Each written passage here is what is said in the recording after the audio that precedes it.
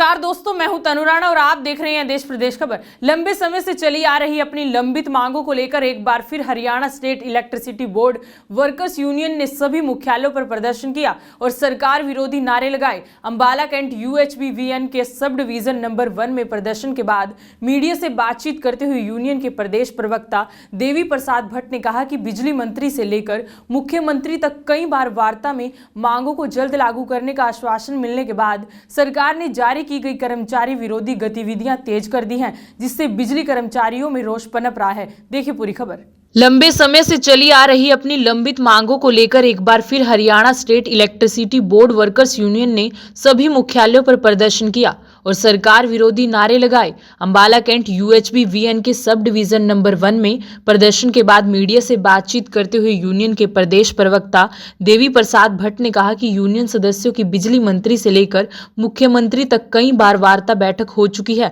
जिसमें इन लोगों ने उनकी लंबित मांगों को शीघ्र लागू करने का आश्वासन भी दिया था, लेकिन बजाय इसके उन्होंने उनकी न्यायोचित मांगों को पूरा करने की बजाय प्रदेश में कर्मचारी विरोधी नीतियों को लागू करना तेज कर दिया है, जिसकी वजह से बिजली कर्मियों में भारी रोष पनप रहा है। इसी को लेकर आज सभी जिला मुख्यालयों पर प्रदर्शन किया गया है। अब 30 जनवरी 2022 को यूनियन ने गुहाना में एक प्रदेश स्तरीय सभा बुलाई है, जिसमें आर पार की लड़ाई और आंदोलन की घोषणा की जाएगी।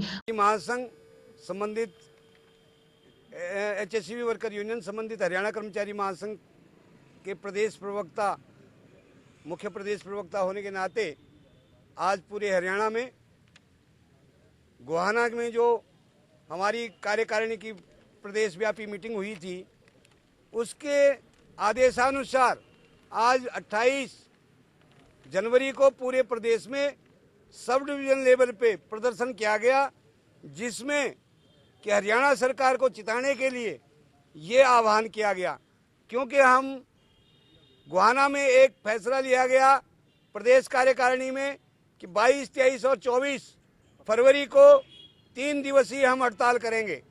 22 तारीख को HSCV वर्कर यूनियन पूरे प्रदेश में हड़ताल करेगा और 24-25 को हरियाणा कर्मचारी महासंघ के बैनर तले राष्ट्रव्यापी हड़ताल में भाग लेगा। इसके लिए सरकार को जगाने का काम हम पहला करते हैं कि सरकार हमारी 3 दिन की जो है हड़ताल है, उसमें जो है आप सचेत रह करके हमारी वार्ता समिति को जल्दी से जल्दी बुलाएं।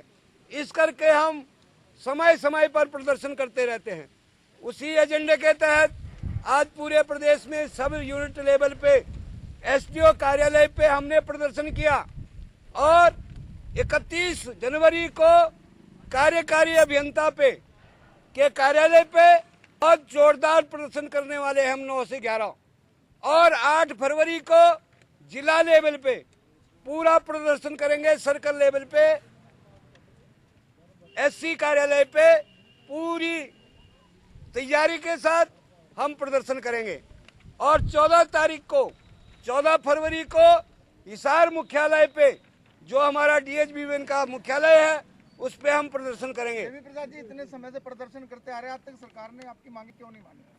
सरकार समय रहते बातचीत के लिए बुलाती है और हमारी मांगों को पूर्ण रूप से एग्री करती है, लेकिन लागू नहीं करती।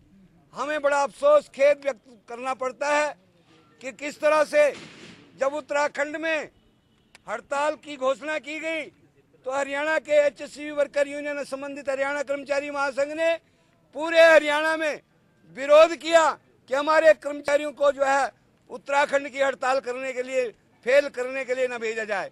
लेकिन उस दबाव में होकर के हमने प्रदर्शन किया।